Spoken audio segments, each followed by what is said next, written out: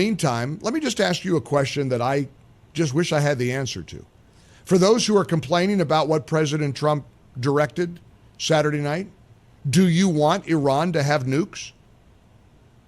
It is a binary choice. You understand that, right? If we don't stop Iran from developing nuclear weapons, they will develop nuclear weapons and they will likely use them.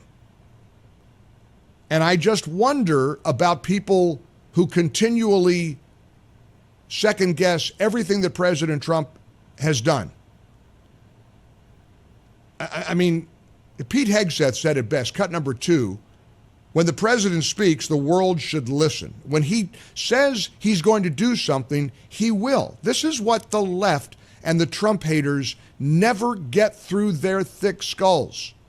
He said over and over, year after year, I will never allow Iran to threaten the world with nukes. And so he did that. He fulfilled his promise. Here's what Defense Secretary Hegseth said. When this president speaks, the world should listen. And the U.S. military, we can back it up. The most powerful military the world has ever known. No other country on planet Earth could have conducted the operation that the chairman is going to outline this morning. Not even close. We're flying blind a little bit here. Maybe we're a little bit like the B-2, the pilots, because we think we have audio and video.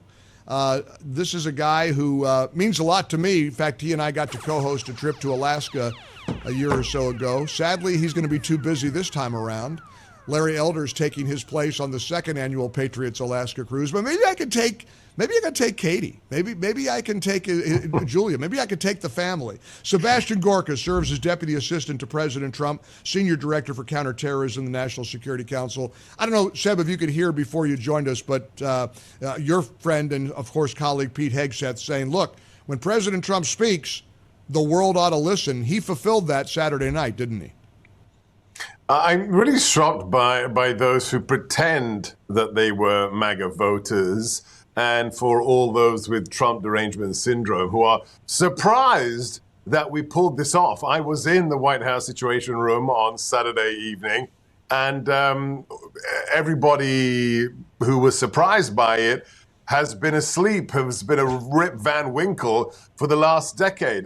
God bless Caroline Leavitt, who just last week from the podium here at the White House said, you do know that even before he ran in 2011, President Trump, as a private citizen, said Iran should never acquire nuclear weapons. And then, if you go back to that momentous occasion, Mike, I know it's seared on your cerebellum, in that beautiful Golden Tower in Manhattan when he came down the escalators and he gave that speech where he declared, I'm running for the presidency.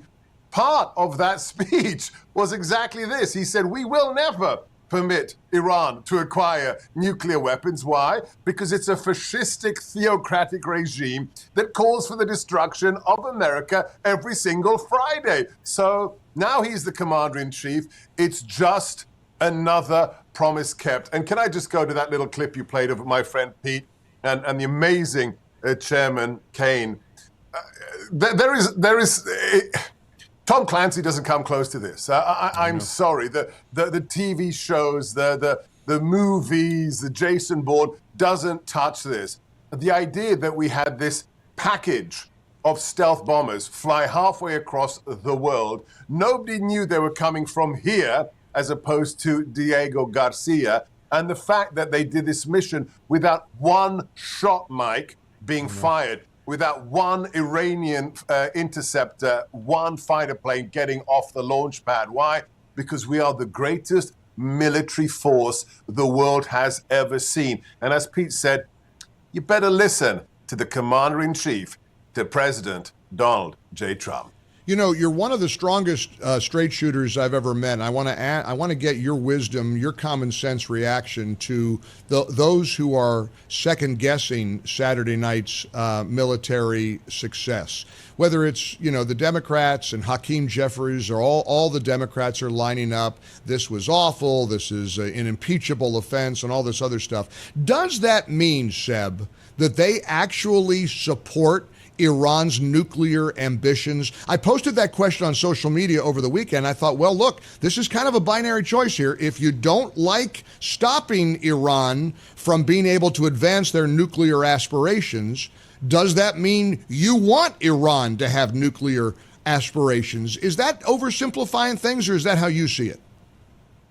No, it's very simple. I mean, what is Iran? Go back to the photographs of our 50-plus hostages taken in the embassy in 1979. Go back to the Beirut bombing, where hundreds of U.S. Marines were killed by an organization that was funded and controlled by the regime, the proxy masters in Tehran. Go back to just the nature of the regime. I mean, really, the party that says they're for the small guy, for ethnic minorities, for LGBTQ, LMNOP, this is the regime that throws people off rooftops if they're homosexuals. This is the regime that beats women and sometimes shoots them to death if they take their head scarves off their heads. So it's worse than what you said, Mike. If you're against Operation Midnight Hammer, the most exquisitely sublime, perfect military operation of the modern age, then not only are you on the side of Iran, you're also in favor of them acquiring nuclear weapons. It truly is that simple, my friend. You know, it's your job to study the bad guys, and you've done it for many, many years. As in your role as Senior Director for Counter-Terrorism at the National Security Council, you I guess, have to sort of inhabit the brains, the mindset of what the evildoers want to do to us. There's, of course, a big concern about retaliation. From your perspective, Seb, what does that look like for the American people? There's clearly a presence of sleeper cells, one would imagine, on American soil. There's an expectation that they might try to strike our military bases in the Middle East. From your perspective, what do you think they do in terms of retaliation? So, Mike, I can't go into the specifics of what we've done in theater, but let me just assure you that our forces are protected. Secondly, I can't go into what I receive every morning, which is my intelligence briefing, but I'll say this, and Mike, you've heard me say this for the last 6.5 years when I had my Salem show and my Newsmax show. You have to understand, you, a private citizen listening to this show, are on the front line of the war with global jihadism. It's not just those brave B-2 pilots. It's not just our tier 1 operators in theater. It is you. Why? Because this is what the enemy is. It's a global jihadi movement, whether it's Sunnis like Al-Qaeda and ISIS, or whether it's Shia-backed militias like those supported by Iran. So always have your head on a swivel, watch your six, take responsibility for your safety. But at the same time, let me reassure you of this.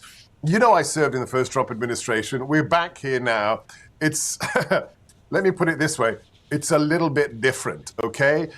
We have the A team, not just the alphas, but the A team. The fact that friends of mine are driving every element of the president's team, whether it's Kash Patel at the FBI, his deputy Dan Bongino, a friend of mine, whether it's Pam Bondi, whether it's Governor Noem, whether it's the guy straight out of Central Casting, Tom Homan, whether it's Pete Hegseth.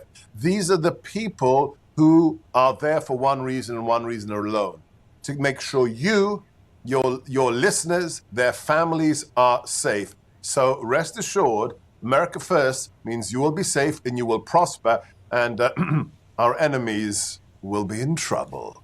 Amen. And you know, you said something that's the understatement of the century. Things are different this time around.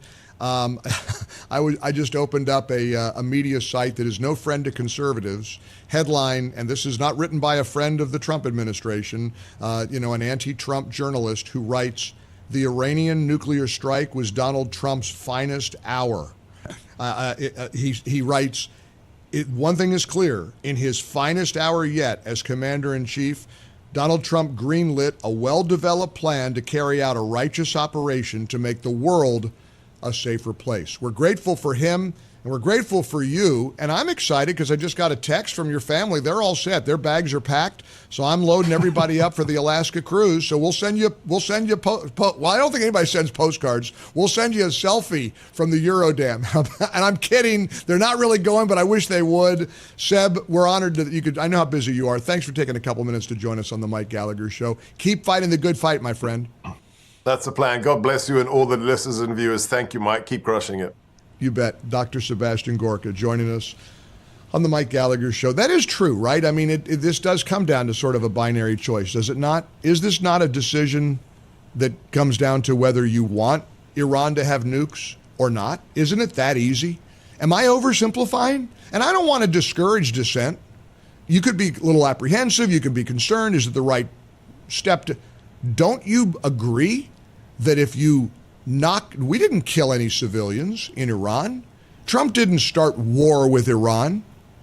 Our military obliterated, destroyed, decimated the 3 nuclear sites in order to prevent Iran from achieving their nuclear desires. You're against that? Okay. So are you then okay with Iran possessing nukes? It's a simple question. For full shows, live and on demand, it's Salem News Channel.